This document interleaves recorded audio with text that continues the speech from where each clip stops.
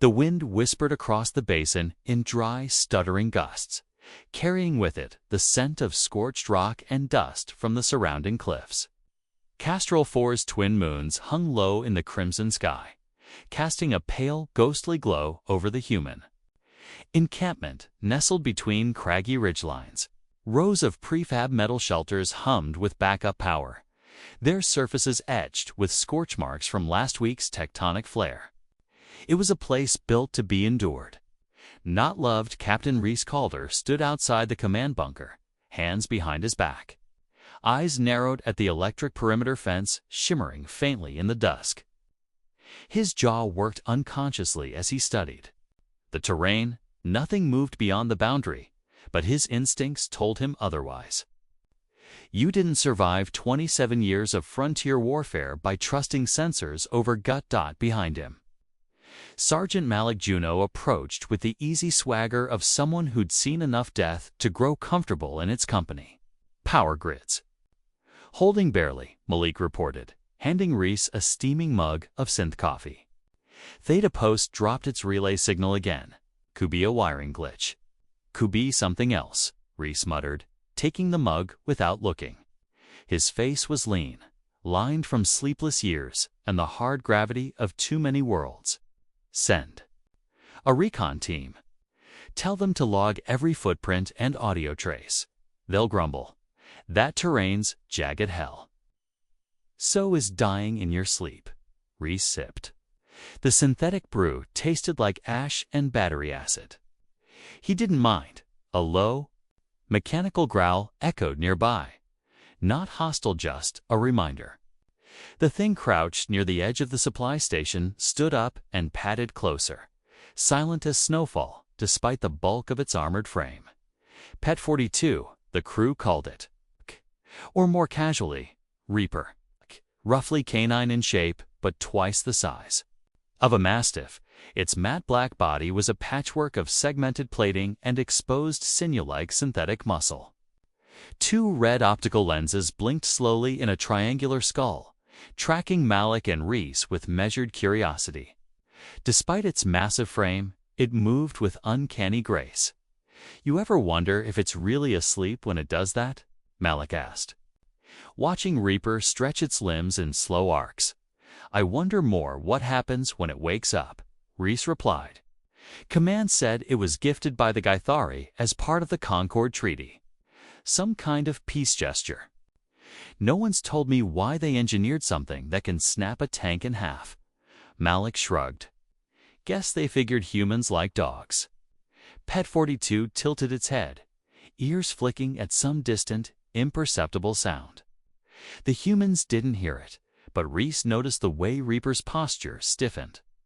It stayed like that for several seconds, unmoving, then settled back down beside the campfire pit with a soft hydraulic hiss.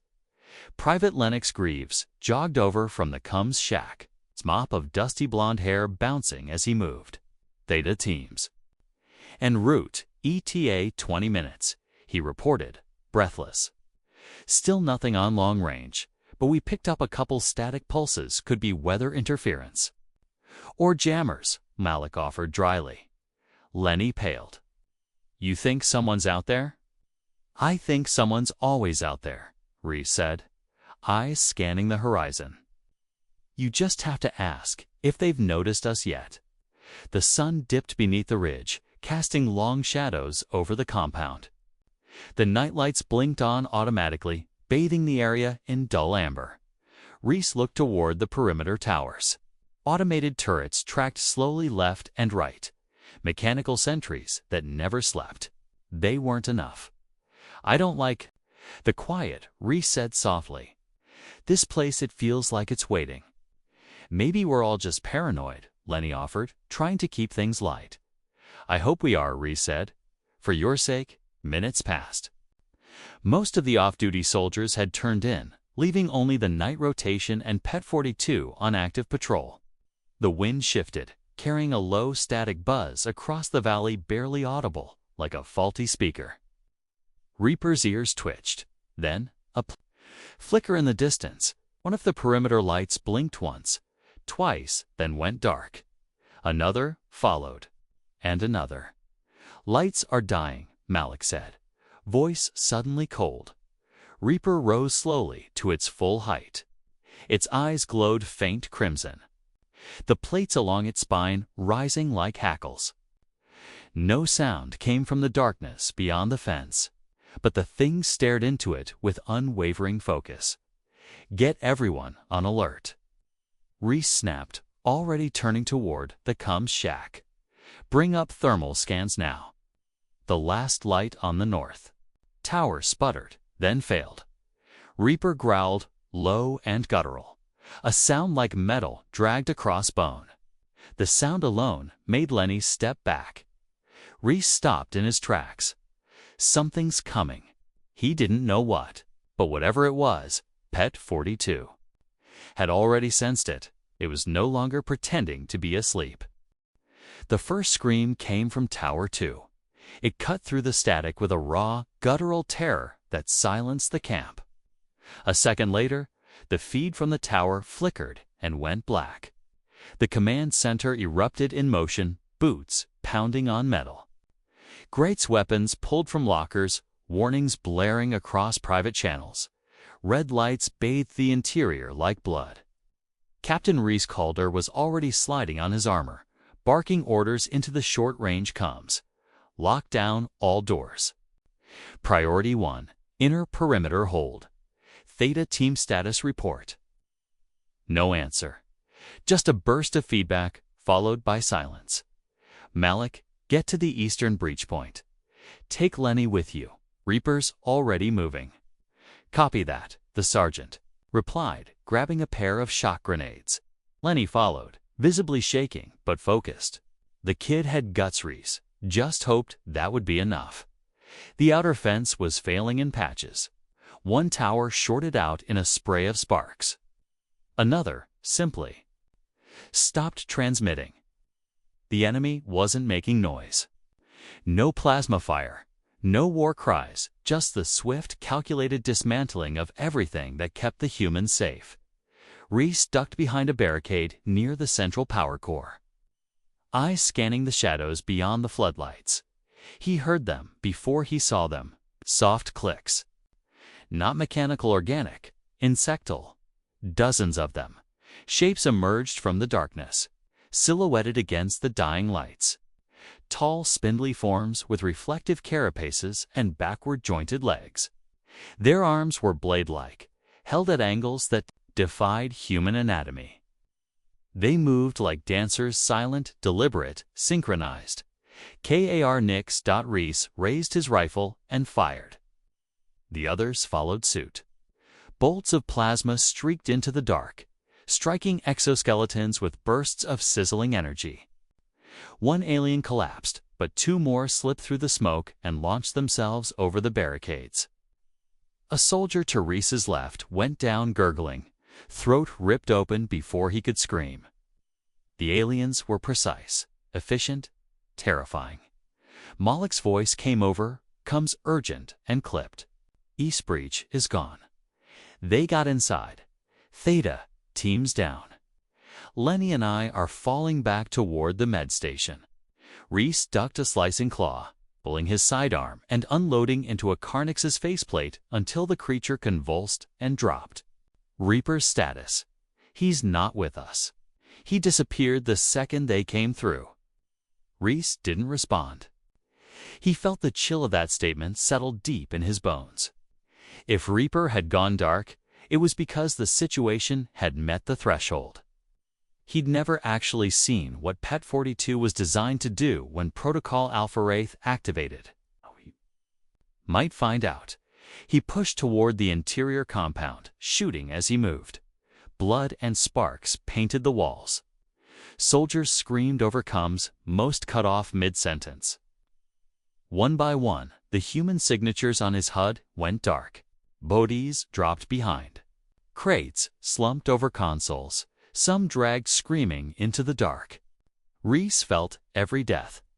The medbay doors hissed open as he arrived, Malik barely holding them back with a scorched rifle and a shattered faceplate.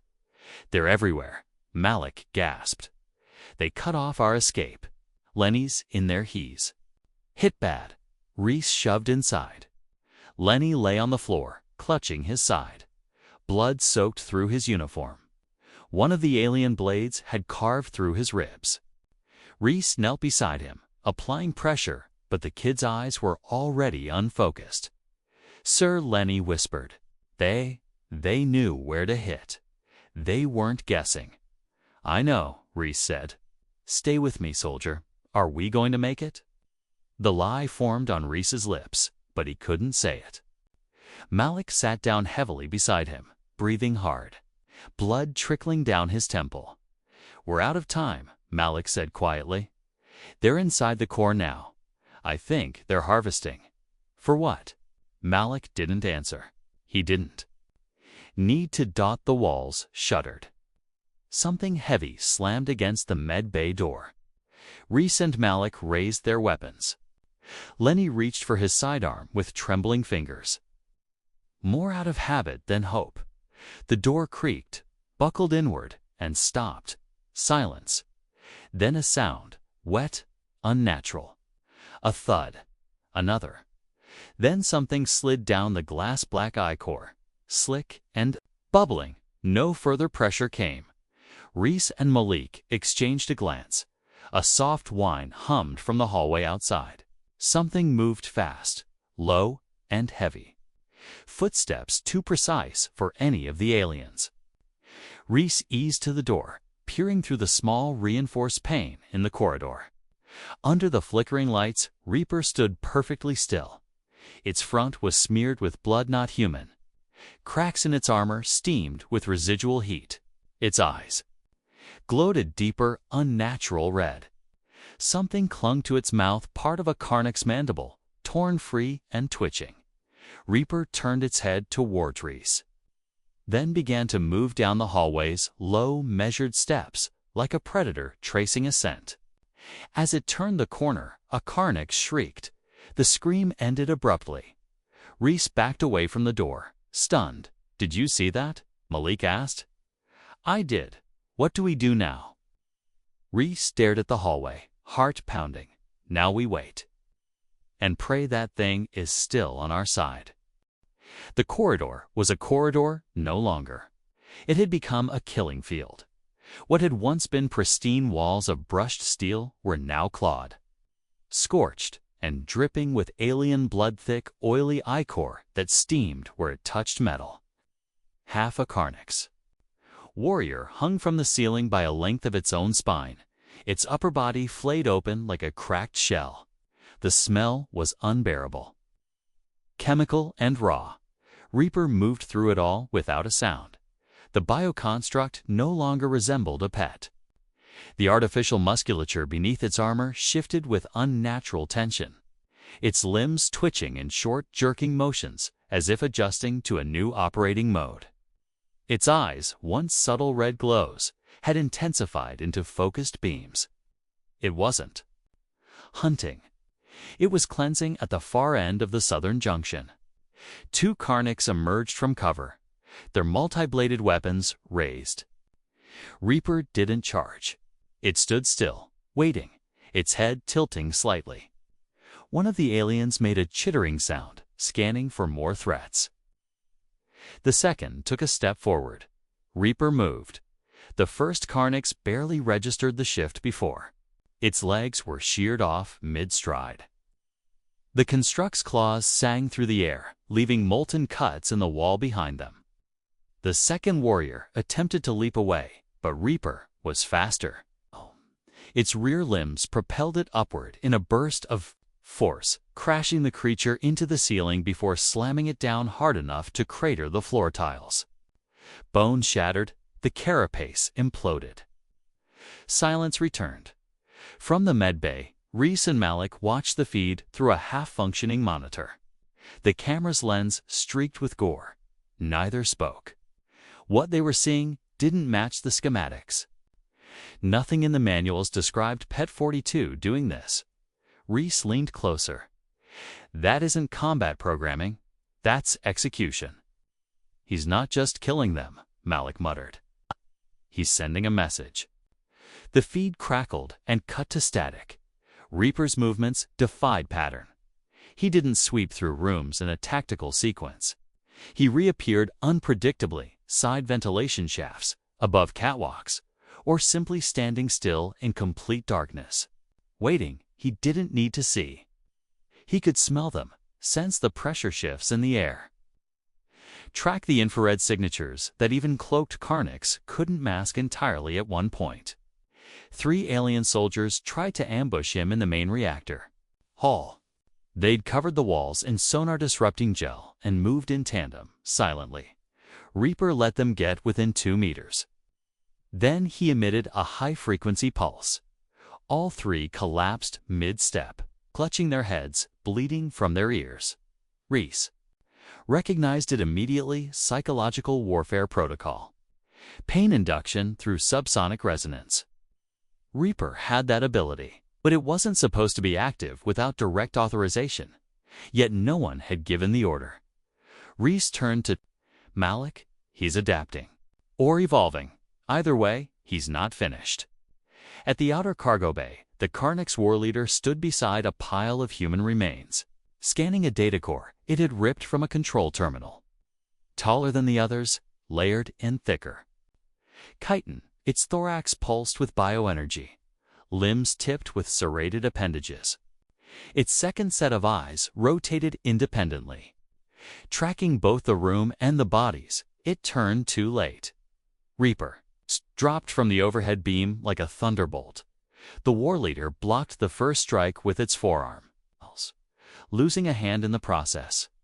It retaliated with a vicious swipe, carving through the outer layer of Reaper's flank. Sparks flew, plating hissed, but Reaper didn't stop. He lunged forward, clamping his jaws over the war leader's shoulder. The synthetic muscle in his jaw flexed 4,000 psi, compressed like a vice. The creature screamed. It flung Reaper across the chamber. He crashed into a container stack, but rose immediately, body dripping coolant, tail thrashing.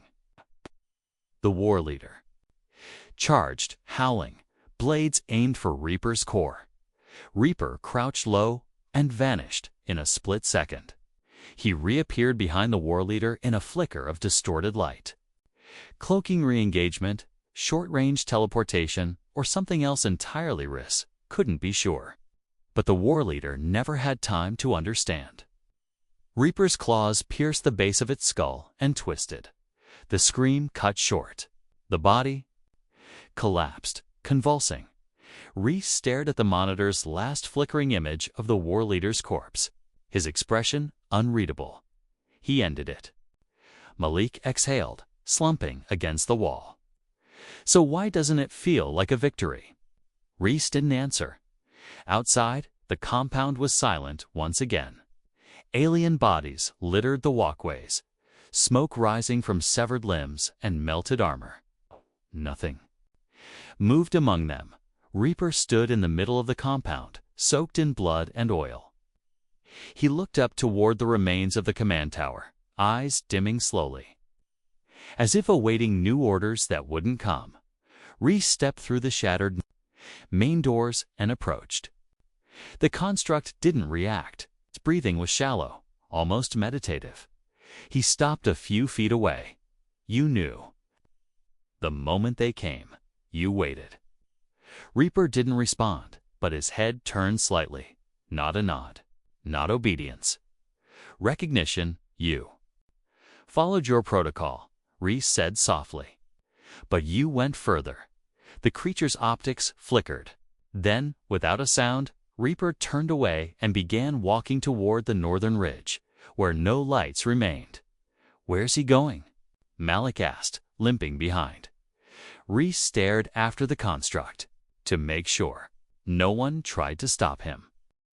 3 days later, the recovery shuttle sliced through the smoke-choked skies above Castralfor, its descent thrusters fanning ash and blood across the ruined compound below.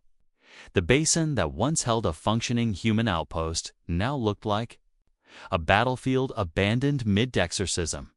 Walls torn open, walkways caved in, scorch marks fused with claw gouges and shredded armor plating. There were no signs of life. Only silence had something far heavier that clung to the air like grief. Lieutenant Jen Hale stepped off the shuttle with a rifle in hand and 4 armored specialists at his back. His boots sank slightly into the blackened soil. He scanned the area, helmet sensors sweeping for residual radiation, biosigns movement. Nothing registered. Nothing dared. They found the first human body near the eastern barricade, Sergeant Malik Juno. Seated against a wall, weapon across his lap, expression set like stone. His armor was cracked at the shoulder, his left eye gone. But his right hand still held a detonation trigger. Behind him were 8 dead Karnix warriors, their bodies stacked like offerings. Farther in, near the collapsed med station, Private Lennox Greaves lay cold, hands still resting on a medical injector. His face was peaceful. Around him were signs of triage, blood packs, clamps, field tools. He'd tried to save someone until the end. Lieutenant Hale said nothing as he moved, noting each detail. This wasn't slaughter. This had been resistance. Desperate, calculated, and something else, something brutal enough to send an entire wave of Karnix hunters into disarray. Hale had seen alien raids before. They never left this much of themselves behind. By the time they reached the inner compound, the team had logged 49 alien corpses, all marked by the same method: severed joints, crushed cranial plates, lacerations too precise for chaotic combat. Hale paused beside one of the larger carcasses. The spinal column had been folded inward like paper, not shattered. Folded, he activated his command link. Begin scan sweep for AI or synthetic signals. There's something still down here. Minutes passed. No reply. Then, sir, picking up low-level power draw, North Ridge, buried under the debris. The recovery team moved quickly. Rifles raised, optics peeled for movement.